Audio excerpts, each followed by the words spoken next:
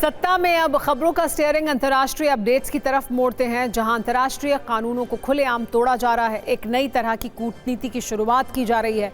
इसे किडनैप कूटनीति कहा जा सकता है, जिसकी शुरुआत अमेरिका के राष्ट्रपति डोनाल्ड ट्रंप ने की है, जिसमें संवाद नहीं सिर्फ आदेश चलता है, जिसमें बिना बातचीत बिना समझौते के सीधा मिलिट्री एक्शन होता है। ठीक वैसे ही जैसे ट्रंप ने वेनेजुएला के राष्ट्रपति निकोलस मादुरो और उनकी पत्नी के लिए किया है।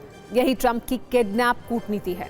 ये ट्रंप का वो कूटनीतिक मॉडल है जिसमें राजदूतों की जगह कमांडोज ने ले ली है, जो हथियारों के दम पर किसी छोटे देश की राष्ट्राध्यक्ष का अपहरण कर लेते हैं। जिसे दुनिया कूटनीति कहती थी, उसे ट्रंप ने अपनी ताकत से कुचल दिया है। जिसे संवाद कहा जाता था, उसे ट्रंप ने अपने अहंकार की आवाज में दबा दिया है।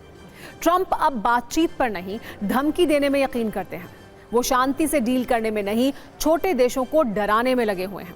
इस किडनैप कूटनीति में समझौता नहीं, सीधा सैन्य ऑपरेशन होता है। ट्रंप के लिए कोई कूटनीतिक शिष्टाचार नहीं है। वो सीधे युद्ध का ऐलान कर रहे हैं। कोई शिखर सम्मेलन नहीं, बस विरोधियों का अपहरण और सत्ता खत्म। ट्रंप की ये किडनैप कूटनीति छोटे देशों के लिए चेतावनी है।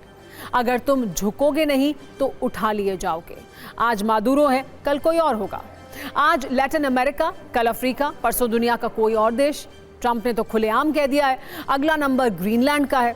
क्यूबा और कोलंबिया भी संभल कर रहे। ईरान पर नजर है। लैटिन अमेरिका के सारे देश अब अमेरिका की ही सुने, वरना वही हो सकता है जो मादुरो के साथ हुआ।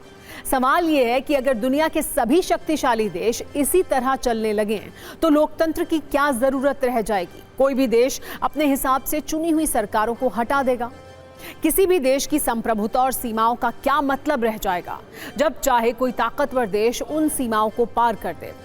यूएन चार्टर के मुताबिक किसी देश की क्षेत्रीय अखंडता से खिलवाड़ गलत है।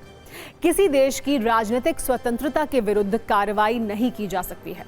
दूसरे देश के घरेलू मामलों में दखल का अधिकार किसी देश को नहीं है। किसी भी नेता को हटाना या अगवा करना गलत है। जब नियम तोड़े जाएंगे तो सवाल भी पूछे जाएंगे। ऐसे ही सवाल ब्रिटिश संसद में भी उठे। कई सांसदों ने पूछा, अगर मादुरो की जगह ब्रिटेन के पीएम होते तो भी क्या अमेरिका का समर्थन किया जाता? अगर ट्रंप की जगह पुतिन होते तो भी क्या इसे ठीक समझा जाता?